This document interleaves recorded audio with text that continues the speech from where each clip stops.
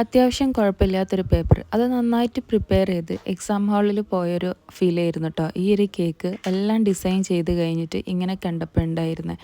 ഒക്കെ നല്ല കോൺഫിഡൻ്റ് ആയിരുന്നു. എല്ലാം നല്ല നീറ്റായിട്ട് സെറ്റായിട്ട് വന്നിട്ടുണ്ട്. കസ്റ്റമർ പറഞ്ഞ പോലെ എല്ലാത്തിലും ഫോണ്ടൻ വർക്ക്സ് കാര്യങ്ങളെല്ലാം കൊടുത്തിട്ട് നല്ല സെറ്റാക്കി എടുത്തിട്ടുണ്ടായിരുന്നു കേട്ടോ. പക്ഷേ എക്സാം ഹാളിൽ കയറി ക്വസ്റ്റ്യൻ പേപ്പർ കണ്ടപ്പം ആകെ കിളിപോയ അവസ്ഥയായിരുന്നു. കസ്റ്റമർ കേക്ക് കൊണ്ടുപോയിട്ട് ഈ ഒരു ഫോട്ടോ അയച്ചു തന്നപ്പോൾ ആകെ മൊത്തം ടെൻഷനായിട്ടോ. പിന്നെ അത്രയും മണിക്കൂറിലെടുത്ത എഫേർട്ട് അവിടെ പോയി.